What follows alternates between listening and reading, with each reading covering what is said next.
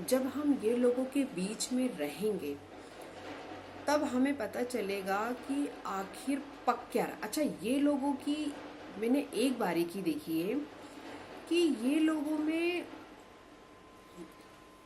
आपस में बता देते हैं, बस ही वालों को नहीं पता चलना चाहिए।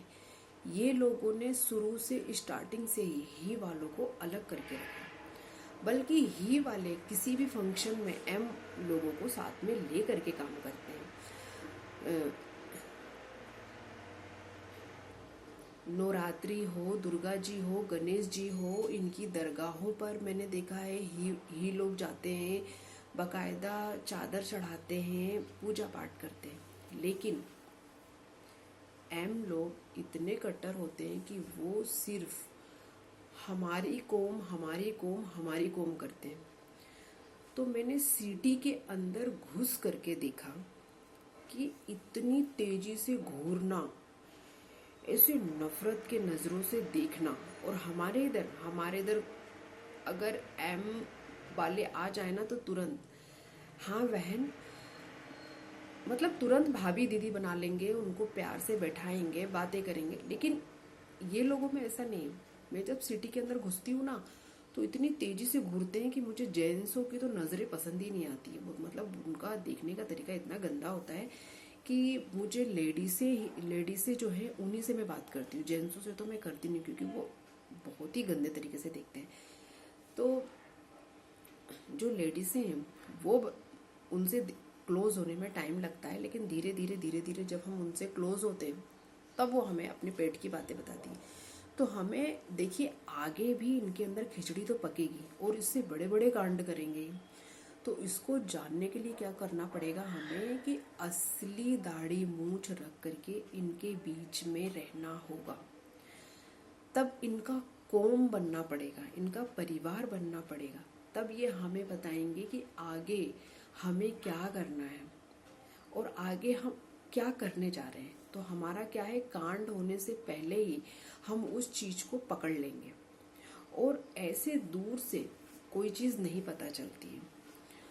तो देखिए, गुनाह तो होता है, लेकिन मैं चाहती हूँ कि आने वाले टाइम में और इतनी ज़्यादा खड़बड़ाहट हो रही है कि ये इंसान इतने दिनों से कैसे टिका है। अब नहीं, अब तो नहीं टिकने देंगे। तो हमें अगर रहना है, टिकना है, तो बिल्कुल शांति से, प्रेम से इनके अंदर घुस करके, इनका परिवार बन करके बातों को जानना होगा। नहीं तो ऐसे ही हम परेशान होते रहेंगे, क्योंकि अब तीसरी बार इनका बर्दाश्त करना बहुत ही मुश्किल हो रहा है। इस बार मैं देख रही हूँ सर्वे करके, ये बर्दाश्त नहीं कर पा रहे हैं, और बर्दाश्त नहीं कर पा रहे हैं इसलिए ये किसी भी हद तक जा सकते हैं। तो हमें इन्हें रोकने के लिए, रोक तो खैर हम नहीं सकते हैं, हाँ हम जान जरूर सकते हैं कि आगे की क्या प्लानिंग है, आगे क्या हो रहा है। ये लोग पीठ में, आप देखना, पहले के नवाबों की कहानी, पीठ में छुरा भोंका है। तो हम कितना भी दाल दे दे, चावल दे दे, आटा दे दे, लेंगे, लेकिन पीठ में छुरा भोंकेंगे।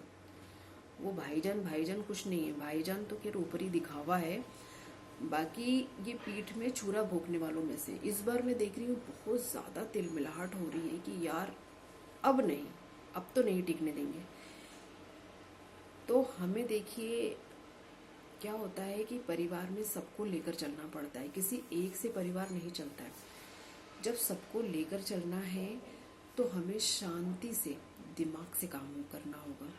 हमें इनके अंदर घुस करके इनके पेट की बातें जाननी होगी, और असली दाढ़ियाँ होनी चाहिए। अगर नकली हुई और रत्ती भर भी इनको पता चला ना, तो ये ख़त्म करने वालों में से भी, पीछे हटने वालों में से नहीं है।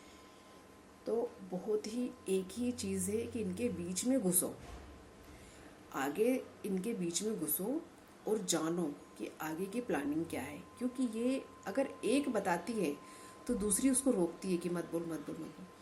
तीसरी बताती है तो उसको चौथी रोकती है। ये लोगों में ऐसा है। ये लोग मैंने देखा अपने कौम वालों को बहुत मानते हैं, अपने कौम वालों को बता देते हैं प्यार से, तो हमें क्या है, इनका कौम बनना पड़ेगा।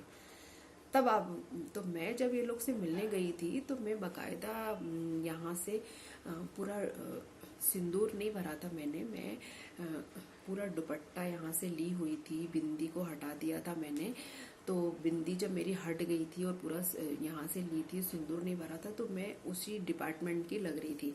तो हालांकि दीदी दीदी करके बोल रही थी। फिर मैंने, मुझे क्या है, एक दो नमाज भी आती है, मैं रोज़े वगैरह भी रखती हूँ, तो मैंने नमाज के पहले तो नमाज के बारे में अच्छे से बोला कि दीदी मुझे नमाज ना अच्छे से नहीं आती, प्लीज़ प्लीज़ आप मुझे नमाज के बारे में अच्छे से समझा दोगे। देखो मुझे इतनी आती है तो इतनी नहीं आती, इतनी आती तो इतनी नहीं आती।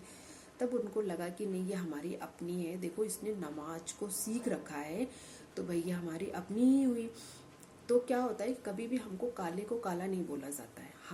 हमें जब किसी से मिलना है तो हमें उनके अंदर क्लोज होना पड़ेगा। तो मैंने पहले नमाज की 4-5 लाइनें बताई कि दीदी देखो ना, मुझे इतनी ही आती है, इसके आगे की नहीं आती, प्लीज़ आप मुझे बता दोगे।